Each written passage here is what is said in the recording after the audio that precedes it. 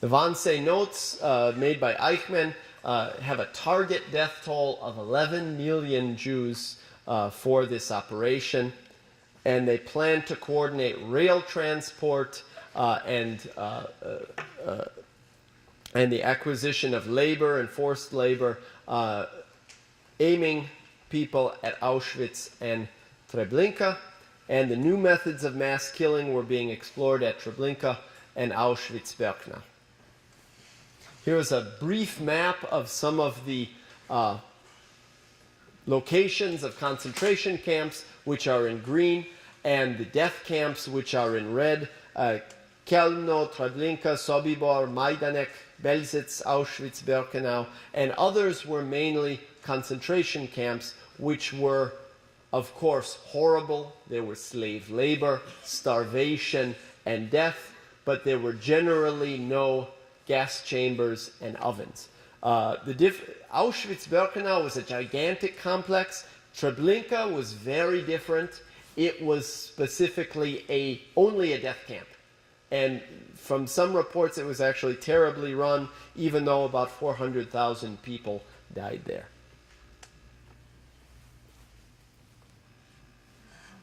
This is a still from Bergen-Belsen after the war of the pits of the dead. Little about Auschwitz-Birkenau, which is the sort of the fundamental location. Is a huge complex of many camps, slave labor camps, political prisoner camps, a manufacturing facility by IG Farben, and a death camp. There were 4 gas chambers and a crematoria that worked night and day at Auschwitz. The largest number of killings happened between 1942 and late 1943. Here's a quick map. It is not a video, I'm sorry. If you go to the S Holocaust Memorial. It's just this area at the top called Canada was where people's clothing and valuables were sorted. If you got the job in Canada, you were very lucky. You got a little higher ration. And various rows, these little tiny squares are those row bunker houses that were extraordinarily crowded. What else? I have another picture later. It's a little more detail. And the first gas chamber came online at Auschwitz in January of 42, so at the very same time when they're holding the Wannsee conference. And by March of 43, the larger 3-stage gas chamber and crematoria were constructed that sometimes you hear about with in survivor reports, especially the capos that were forced to work in the chambers, pulling bodies from the gas chamber and taking them to the crematoria. So I think people are aware of how the SS employed other Jews and other prisoners to pull bodies from the gas chambers to the crematoria or to the burning pits outside. Perhaps the estimate is between 1.1 and 1.6 million people were killed at Auschwitz-Birkenau, and an absolutely fabulous program detailing this is Inside the Nazi State by PBS. It's a 5-part series.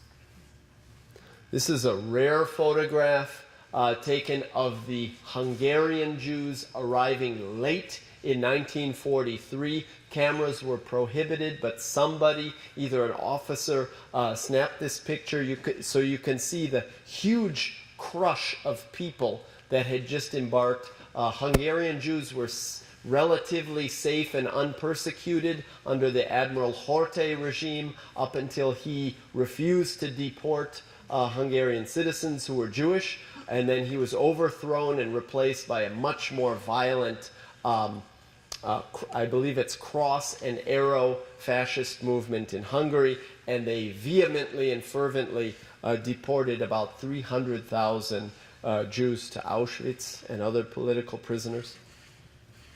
This is that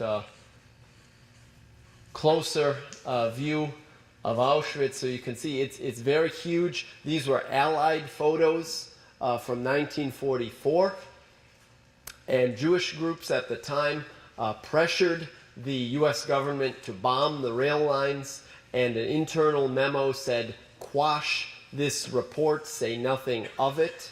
So there was a refusal to bomb rail lines. Whether they could have done it with any precision is, of course, another question. But these pictures were taken by the Allies, at least in 1944.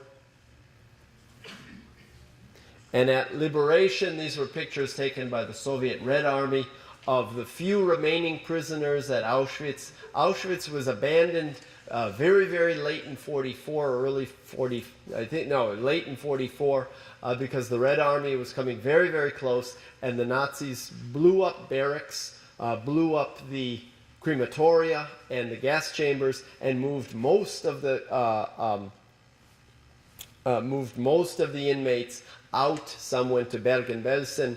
Others went further into Germany, some by a forced march. A huge number of people died in that forced march. So some prisoners remained when the camp was liberated in, I believe it was January of 45, by the Red Army.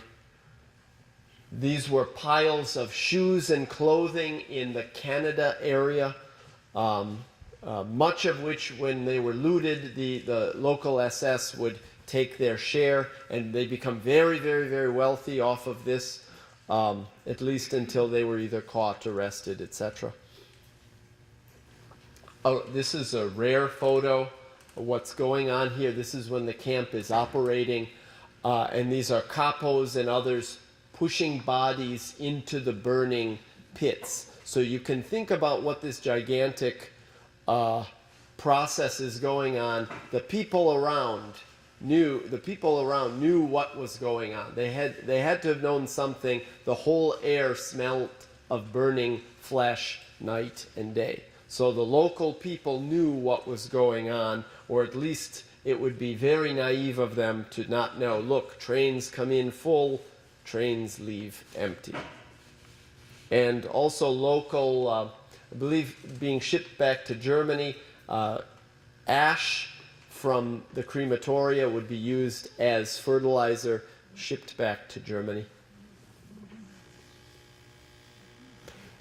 This is Rudolf Höss, the camp commander of Auschwitz, a zealous Nazi, never expressed any remorse whatsoever for anything. He felt this was what I needed to do. We were never any remorse, but he admitted everything that he did. He believed that he had killed up to 3 million people, but scholars think that it's around 1.5 million. Never any remorse. I believe he was executed in 1947. Initially he ran away. Himmler ordered them to hide inside the military. He hid as a naval man, but cunning, smart American OSS agents found him hiding in the Navy and seized him and basically beat a confession out of him. I can't remember if I put interesting point, there were SS women. One that was found guilty and executed was Irma Gresa, who was about 22 and became a female guard.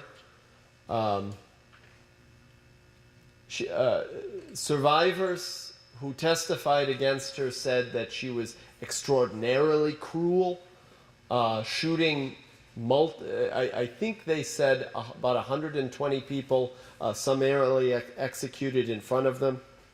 And the survivors say she enjoyed the violence, that she meted out.